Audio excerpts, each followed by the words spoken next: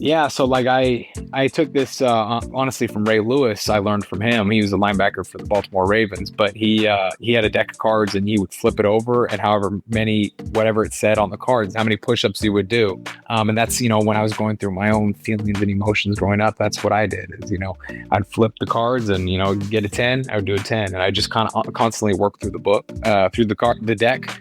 And that's how I was able to build myself up for football relatively easily, but also helped me mentally, so it was cool to be able to add that to in the book for Jaylen as well. Everybody, welcome back to Living the Next Chapter. It's author podcast. You get to meet amazing authors from around the world, and you're going to love this author. Nick is on the show, and he's got great stories for you to read. He's got a great book to fall in love with. He's out there promoting right now, and he's got time with us, which makes me super happy. Nick, welcome to Living the Next Chapter. So glad to have you on the podcast. Welcome. Yeah, thanks for having me, Dave. Super grateful to be here. Excellent. Tell everybody, Nick, where do you live? Where do you reside? Yeah, I'm originally from California, but I'm right now I'm based in Austin, Texas is where I'm based. So that's where I'm at right now. You like heat if you like living way down there. Come on. I do. Up in Canada here. Come on. I do like the heat. I played college football in Iowa, and they had those cold Midwest winters, and my California bones said I'm not doing that ever again. So yeah. Running around in the snow or cold is not fun for anybody, right? No. I always ask all my friends who grew up in it. I'm like, you do know you could live somewhere where it's not so cold, right? Wait, what? Are you telling me that? Okay. I'm up in Canada. I didn't know there was anything below us. So I guess you're telling me that, wow, there's a whole country down there? Wow. Oh, I love it. I love it. That's great. Awesome. So besides writing, Nick, and football, what else occupies your time? Tell a little bit about your background. What else are you up to? Yeah. I mean, most of my time is spent doing writing and stuff like that. I'm a financial journalist during the day, so that's what I cover during the day. Everything in the stock markets, from ETFs, mutual funds, everything in that 40X space. And then, once I close up, my work as a journalist, I turn my focus to being an author. And, as you kind of mentioned, just released my first debut book, Only Way Out. Just became an Amazon bestseller with it, and just kind of been doing that. So that's what occupies most of my time, both of those things. So you love numbers, then?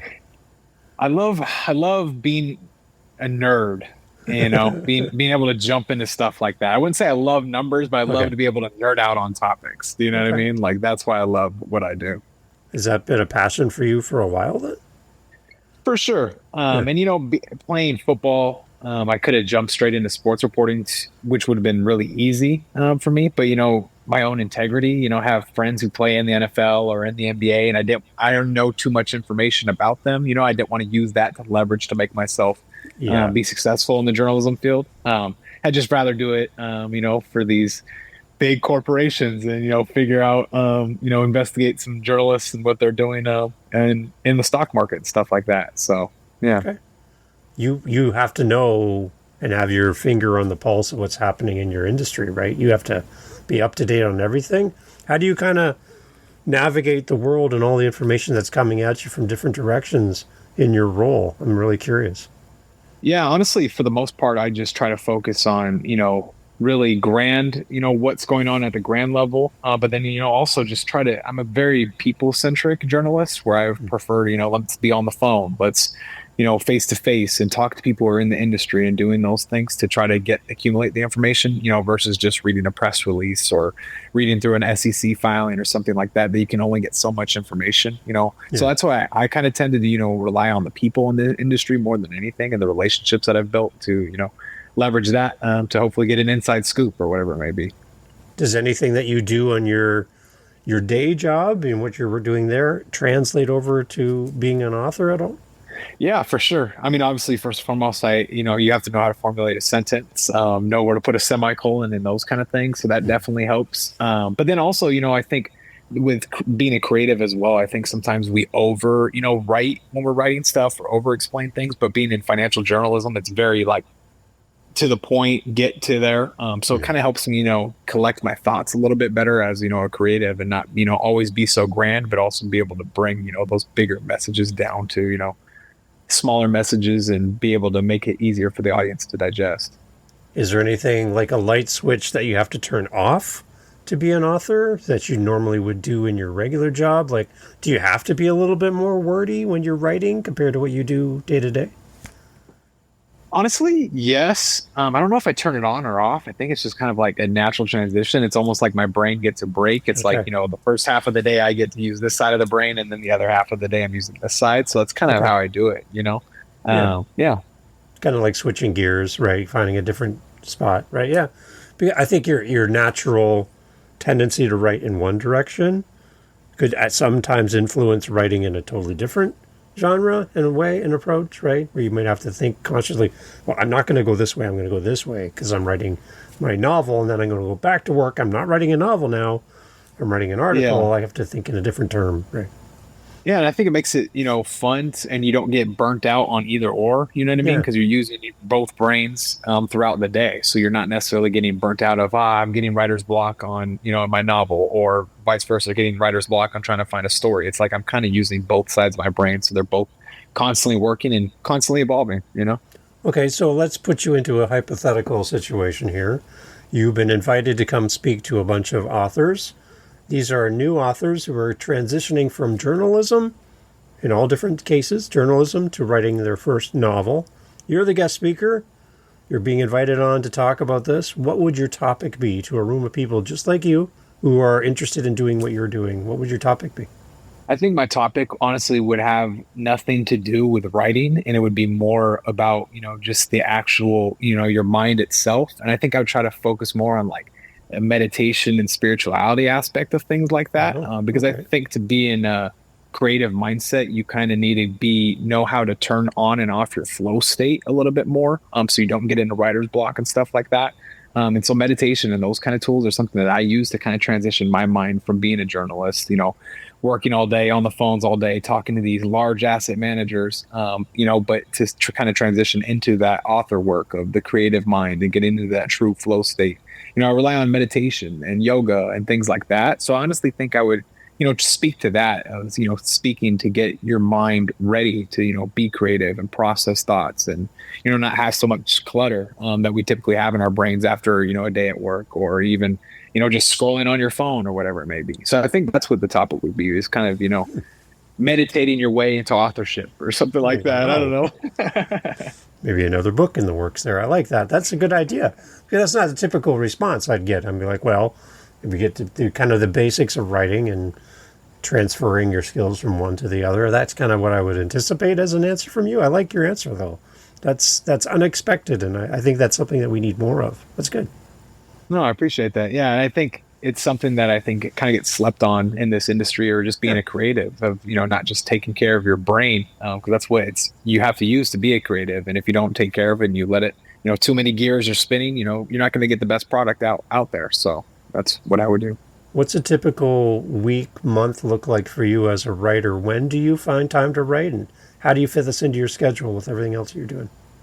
Yeah. Luckily, like I said, I played college football and, had opportunities to play professionally as well. So I'm kind of, athlete oriented still. And so like I'm up early in the morning normally. So my author work typically is I wake up around like 4 or 5 a.m. When it's real quiet out. I like to get in that flow state truly, not a lot of stuff going on and not a lot going on in my brain already. And just, we'll write my novel that way. And then, I'd hit a little workout, go and do that. And then meditation, like I said, is something I do every single morning. Then I transition to my journalism work. So I work East Coast hours, so it's normal. I normally have to be up early, anyways. And then transition out of that. We'll do a meditation after work, and then doing interviews like this and doing those kind of things to get my mind right to shift more into that novel author mindset. So yeah. Your approach is very refreshing, Nick. Even with as many episodes I've had on the show, I haven't had somebody kind of approach it the way you do. I think this is very unique. So, do you think that you're doing something unique, or is this just Nick?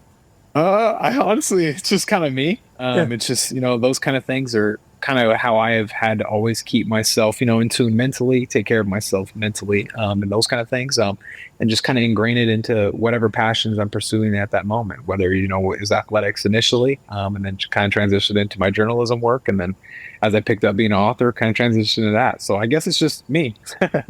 Okay, so you sit down to write your book, you're pouring your thoughts out, you're in that flow state, the words are coming. When does the editing side come for you? Do you just write and let it go free form and just whatever comes out comes out? Are you editing in real time and kind of going back and tweaking things? What's your process there about the writing and the editing? How do you balance that? Yeah, so typically what I do is, like I mentioned, where I'll write in the mornings, and that's where I just kind of let it flow out of me. And then I let it kind of, sit and marinate. And then after work, I will go back and read through it and edit it. And, I kind of just go chapter by chapter. So I will go write a whole chapter, let it free flow out. And then we'll go back and edit it from that sense, whether, stylistically or grammarly. But I think it's really important to like let things flow out of you naturally, and not be like, I should have put a comma here or done this there or whatever it may be. 'Cause I think that kind of, holds back the storytelling. But then, let it marinate, and then you can kind of look at it with a different lens. In the afternoon is when I typically do it after I've written in the morning. Okay, because I know I've had many people on the show that have done professional sports, and part of the process of that is watching game tape and watching your opponent and watching your own performance and tweaking and fixing things as you go. So you're always learning and you're always bringing in feedback from other people. How important is it for you as an author to get feedback on your writing and maybe writing within community over writing on your own by yourself? Like, what kind of feedback mechanism do you have as an author? Yeah, no, I think having, a lot of people read your stuff is important, or even just reading it out loud to somebody in your life is something that I really think is important. Because then you can really see if it's hitting or not. I think sometimes if you're talking to other authors or other editors, sometimes we're so much in the industry ourselves that we can't give true feedback. It's almost too high level. So I like to, read out my writing to, someone who's like, whether it be my sister or a friend or whoever may be, read it out loud to them and kind of get their initial reaction to kind of tweak it more on that area, more than anything. Because I think, they're at the end of the day, that's who your audience is going to be. So if, this one page that you wrote today isn't hitting with the audience out loud as you're reading it to, a close member of your family or whoever it may be, you may not necessarily be able to connect with, readers on a more grand level. So I think it's important to have, both have an editor that you obviously can rely on who's been in the business and done those kind of things. But then also, I think relying on people in your lives who can kind of just give you, that audience member point of view that you may not necessarily get until, you reach the full publication process. I know that in sports, coaches are really important. A, to throw Gatorade over at the end of a game. That's apparently really important. But B, they're there to kind of help you on the field to improve your skills and win games, right?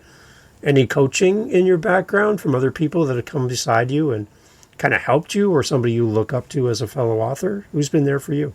Yeah, honestly, it's been nobody specific outside of, just my editors in journalism themselves, learning from them, learning how to write, learning, how to, like I said, be more succinct in my writing and stuff like that. But then, I grew up, loving, idolizing, the James Baldwins of the world and the Anthony Bourdains of the world. Mm-hmm. And, just kind of taking, from them. And I'm, like I said, I'm a nerd, so I love to read all kinds of different kinds of books. So, I'll read everything from nonfiction to, a Stephen King novel to kind of pick out what they're doing and learn from the way that they're flowing in their sentences and telling their story and stuff like that. So I'd say, editors in my journalism work really helped me, really be able to formulate the effective storytelling, whether it's, nonfiction like I'm doing now or, fiction in my author work. But then, all the other people that I mentioned that I've kind of just looked up to. What would have been helpful for you to hear on a podcast, early days for you as an author? Anything that would have been really helpful to kind of hear another author talk about? Yeah, I would say just being, believe in your story more than you necessarily believe in your writing. Because being an author can be very, lonely at points because it is just you and your book. It's not like you're writing a movie, creating a movie and there's a million people involved in it. At the end of the day, it's just you and your name on it. So I think you really want to write something that's genuine and true and something you truly believe in. Because, you're going to go on podcasts and do those kind of things. And people can sense when you don't believe in your writing, or even they can sense in your writing, that you didn't necessarily know what you're writing about. So I think, being very genuine and believing in the story that you're telling is honestly the most important thing, because I think we kind of get lost in, I just want to write a book. But I'd say truly believe in, the story that you're trying to tell, whether it's fiction or nonfiction. For the readers that are listening, they're not really here to learn about writing a book. They're here for you. They want to connect with you as an author. Can you give us kind of a big, kind of 30,000 foot view of your book, the story? I want to connect people with you, and they're like, oh my gosh, this is my book. This is my author. I'm going to tell 10 friends, but kind of give us an idea of what the story's about for your book. Yeah. So to kind of tell that, I'll kind of give my own personal background. So I grew up in California, as I mentioned. I grew up in an abusive alcoholic household. And for me, my whole life, I was trying to look for a way out of my situation. And as I mentioned several times already, I found football as that. I was lucky enough to get a full ride scholarship to go play football and do those things and take myself out of my situation. And so the book itself, kind of it follows a kid. His name's Jaylen Pierre. He's a high school senior, and he's, growing up in poverty, growing up around, alcoholic father and a mother who deals, mental health issues. And he also is responsible for taking care of a little brother. And so he's kind of, looking for a way out of his situation, similar to as I was. And he becomes inspired late one night, watching the TV special about a football player who used football to take himself out of a situation. And then so the journey goes on him. He decides he's going to try to play football to take himself out of the situation. And then, the book also, there's, like most books, there's a love story in it as well. There's always a girl in every book story. And so, he's also deals with a relationship for the first time. But then also the other things that I mentioned, growing up in poverty, growing up around gang environments and food insecurity and all those kind of things. And, while just being, a high school senior, just trying to exist in this world, and trying to raise his little brother on his own and deal with all the trials and tribulations, those things. So that's kind of like the 30,000 foot view. I like to say the book's loosely based on my life, because, it's loosely based on feelings, emotions, and things that I went with myself. But like I said, I'm a creative, so I was really excited to be able to tell a story from things that I dealt with myself, but, be able to tell it from a creative standpoint and fiction point of view. So what sparked the idea to write the book then? Honestly, I was, after I kind of, quote unquote, retired from football, I was looking for a purpose in my life. And, journalism, I love with everything that I do love it, but it's still work, and so I was like, I'm kind of looking for something else to do. And, I was like, I mentioned, I grew up idolizing James Baldwin and Stephen King and Anthony Bourdain, all these people who have written books. I'm like, hey, you know what? Let me try this. And, I sat down at the laptop one day and started typing, and I'm like, oh, this is what I was born and meant to do. Like, it felt like what I was truly meant to do. So that's kind of, what sparked it, and just kind of been chasing that dream ever since. Any unsuspecting memories and things uncovered by writing it, where you're like going back in time yourself going, oh, I almost forgot about this part of my life or this situation? Anything kind of pop up for you in the writing process? Yeah, for sure. It was almost, the writing itself was very therapeutic and stuff. To have to like go back and look on those feelings and emotions of things that Jaylen went through that I may have went through or loosely went through myself, and those kind of things. I'd say the biggest thing for me was just, Jaylen, and he creates this, big support system that he didn't have from his immediate family. From neighbors to, the girl who eventually becomes his girlfriend, and teammates and those kind of things. And that for me it was really cool to look back on and be like, wow, like I really did have a lot of great people in my life that were supporting me along my journey as I was trying to find my way out of my situation and stuff like that. So that's kind of what really stuck out to me. And it really, re-sparked a spark in me to reach out to those people and just kind of thank them for, helping me get through that journey too. What's one thing that Jaylen, your character, doesn't struggle with? It just come naturally to him. What is it about that for him? The survival instinct. When you're kind of growing up around so much trauma, and you're looking for any way out of your situation, it's just kind of a natural, you just learn how to survive at a young age. And similar to, how I felt growing up too, where you're just in survival mode, which is good for the instance that he's in. But it's not always good once you're eventually out of it, just transition out of that survival mode and, kind of coexist. But that's one thing he never struggles with is, surviving and advancing pretty much. Anything that life kind of throws his way, he kind of just takes it with a grain of salt and keeps running this marathon we call life, and just keeps going at it. Yeah. What's Jaylen's Achilles heel? That thing that can just stop him in his tracks, though. His Achilles heel, I would probably, is probably his love for his brother. Honestly, he does everything he can for his brother. Hmm. And it doesn't in the book, and that his Achilles heel never comes up. But I would say that would probably be the one thing that kind of would hold him back, is just the amount of love and care he has for his brother, that can kind of pull him back into situations if it were. But luckily for Jaylen in the book, he doesn't have to deal with that. He gets to just support his brother and gets to deal with those kind of the good parts of that. Okay. Does the coaches on his team play into his story at all, as far as kind of like a leadership person in his life, somebody to look up to? Oh, for sure. There's a couple coaches that are do it, but specifically, there's one coach named Coach Buster, who's actually the name of a coach that took me in when I was in high school, who unfortunately passed away while I was in high school. But the story, the character is based off of Coach Buster. My Coach Buster, but Jaylen also has a Coach Buster as well, who kind of takes him in, and he gives him his first pair of football gloves for the first time, and those kind of things that a lot of people, I think, don't realize how important those little gestures are. To kids who grow up and struggle and those kind of things. But yeah, coaches definitely play a role, and specifically Coach Busu, who played a role in my life. And, I was happy to be able to share that in the book as well, how important he was to Jaylen's life as well. I've had a lot of authors on the show that are coaches or former coaches in different sports and things. And I don't think as parents with kids in sports or kids themselves really come to understand the power of a coach in your life and what that means for them in the moment. We're doing plays and we're learning this and that, but there's something more than just what happens on the field, right? There's a connection with these people. If you could talk to a room full of coaches now and talk about the impact of coaching on a student's life, any things that you would encourage them to hone in on or be aware of and their impact on these kids? Yeah, I would say just be open to being more emotional. I think a lot of coaches tend to be, very, like you said, very just more sports focused. But, like a lot of kids like me growing up, when you don't have, role models that you necessarily want to look up to. You don't just need, a coach to coach you on how to, do this specific play. Sometimes you need help on the emotional aspect of things or how I'm feeling and those kind of things. And that's, what my Coach Buster did for me.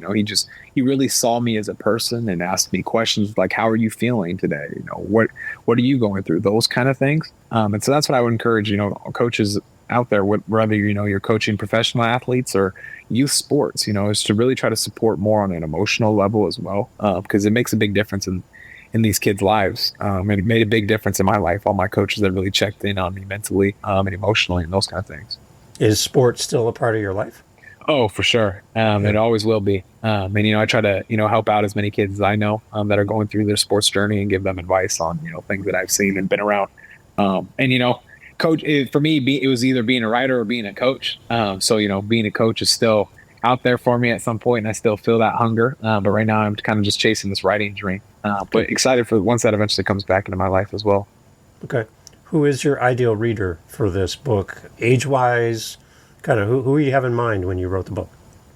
Yeah, the book itself, I wrote it in third person on purpose instead of first person, because I wanted people to be able to put them, regardless of, age, sexual orientation, gender, anybody can put themselves in the shoes of Jaylen and be able to see the things that he's going through and feel the emotions he's feeling with. But, there are a lot of heavy topics in it. It's not always, the shiniest, happiest book in the world. So I always say, at least 13 plus, just because of the amount of, heavy topics that are discussed in the book itself. But yeah, the book isn't it's not football focused by any means. It's a big part of it, but like I mentioned, it's so much bigger than that. It's definitely more of a story of trials and tribulations of life. And there's a love story, like I said, always. So that's a piece. Everyone loves a good love story, so that's a piece into everyone. And you've got some good feedback on the book already too, right? Talk a little bit about that. Yeah, I've been lucky, like I mentioned a few times. I've been on this media tour. I've been lucky, TV appearances and all those kind of things, which has been so crazy. Recently became an Amazon bestseller, which is really awesome. Wow. And then just initially when I wrote the book, the quote that sits on the top of my cover is one of the best books I've read this year. From ESPN, which is you can't beat to have that on your front cover. No, yeah, that's things amazing. like that. So yeah, it's been just an amazing journey. And for me, when I wrote the book initially, like I said, I was just trying to chase the dream and fulfill what truly felt like what I was born to do. And it's been amazing to get some great feedback. And, I'm excited to continue to see what else I can accomplish throughout my author career. So this is a good spark for you to keep going as an author then. Oh, for sure. It's something honestly I plan to do for the rest of my life as long as I can. We were talking a little bit before the show, but I am excited, that this media tour for this book's kind of coming to the end, because then I can kind of, sit back down and, start being creative again and start working on that next book, and start chasing that next dream. Is it hard to get out and promote your book? It's not necessarily hard, but it's just time consuming, I would say. Honestly, there's a lot of, scheduling conflicts between everyone involved and those kind of things. But I think it's not necessarily hard. It's just more of the logistical aspects. That's the hard aspect. But like I mentioned, like with the advice I'd give to authors is like I believe in my book and I love my book that much that it's not hard for me to want to talk about it. But it's just more of the logistical aspect of finding the time and finding the energy, honestly, to sit down and talk about it day in and day out. Right. Anything you're going to do differently from a promotion side for the book, the next book down the road? Yeah, I think I'm honestly going to start promoting earlier than I did previously. Before I just kind of wrote it, and then once it got pre-ordered, then I started working with my PR team and stuff like that. But I think there is something to building up the hype to the actual release of the book and those kind of things. So I think the next time I'll probably focus more on promoting it on podcasts before it necessarily releases and stuff like that. And I've been lucky enough to build I have over 25,000 followers on Instagram now. And so leveraging that too more. But yeah. That's amazing. That's a good size audience. That's great. Yeah. Wow. Okay. So I think that's a good thing to kind of keep in mind. I love when authors take us on a journey while they're writing a book too. And we kind of see you working your way through the story in real time. It builds up that built-in anticipation for the launch of the book because we've kind of been there with you as you've kind of been working. We get a little picture here and there of you scribbling on a page, formulating your ideas. We're like, I feel like I'm part of the process, right? Instead of just seeing the result. I like that. We all love the behind-the-scenes stuff, whether it's in sports or writing or whatever it may be. So I agree with you there. Cool. I like that. I like that a lot. So from your perspective, is there an author that you really like to read? Does there anybody have influence on you as a writer?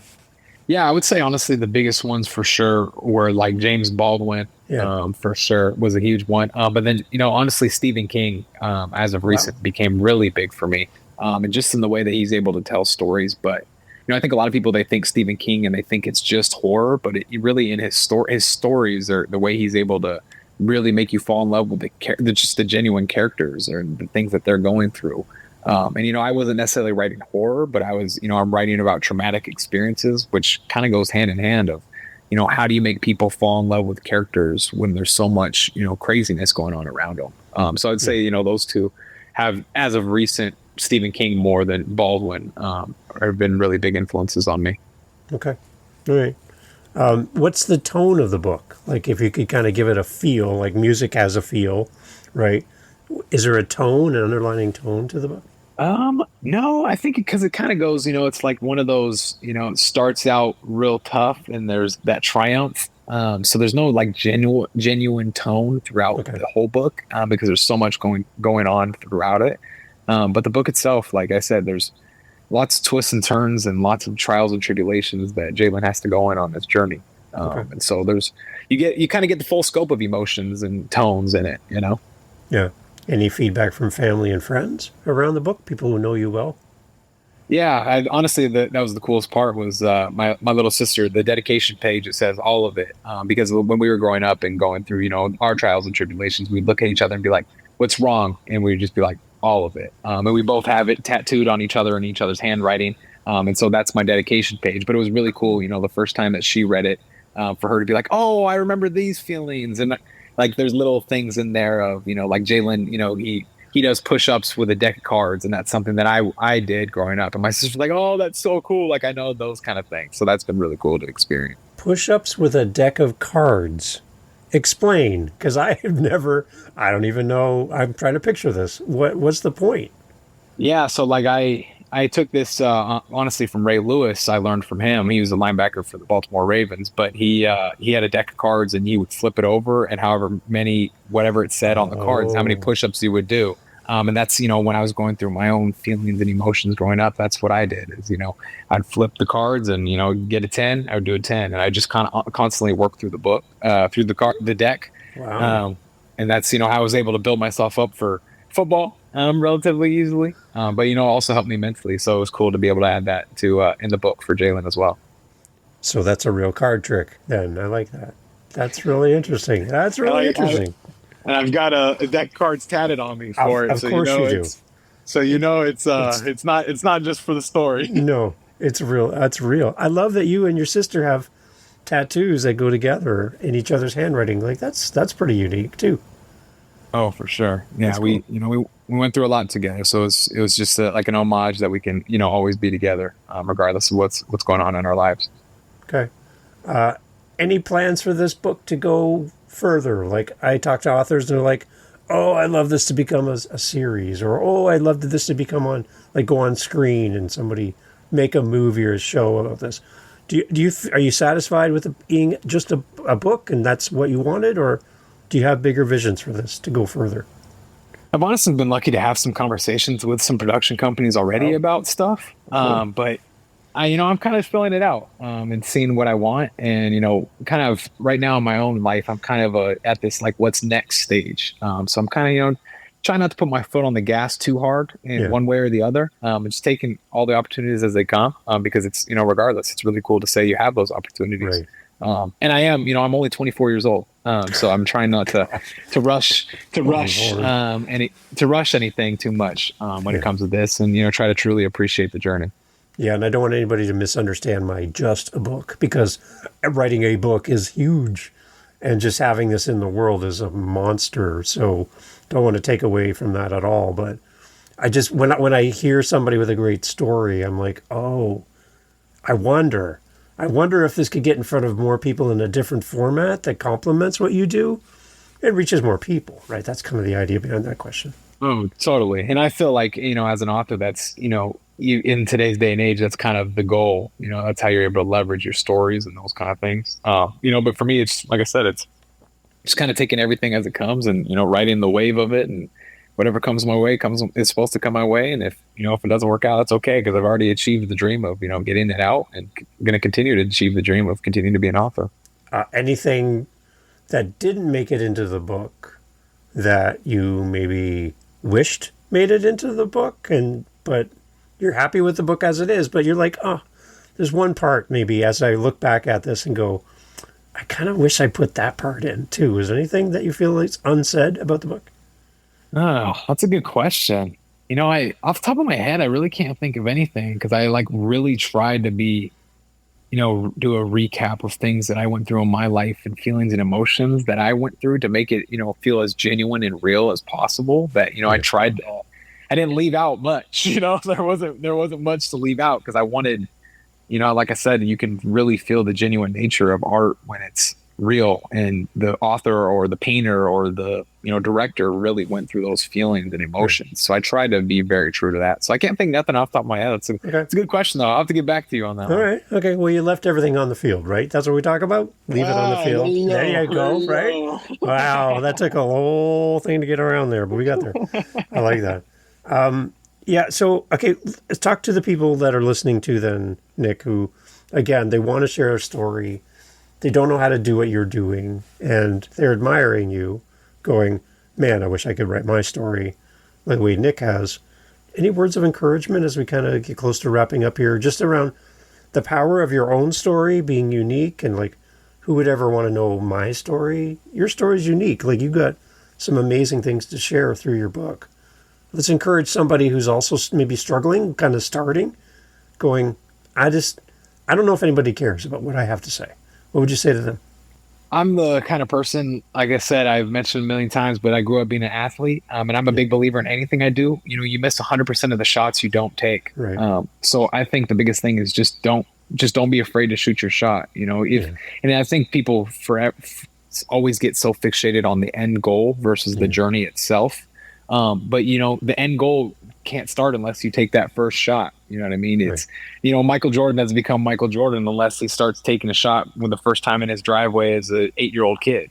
You have to be not be afraid to fail and shoot the shot. And Right. I'm telling you, from my experience, I dealt with those same kind of imposter type feelings of like who really wants to read the story and those kind of things. But it's been really amazing to get the feedback that I've been able to get. And for me, it was if you had that from one person, that's just magical enough. I think we live in this social media age where it's like if you don't have more than 1 million, whatever, it doesn't feel like a lot. But I mean, just having 100 people, read your story or listen to your story or listen to your podcast is insane. I mean, how often are we in a room with 100 people? Right. It's not often. It's a lot of people. So I think, just taking advantage of the shots that you're able to take and not be afraid to fail because life's short already.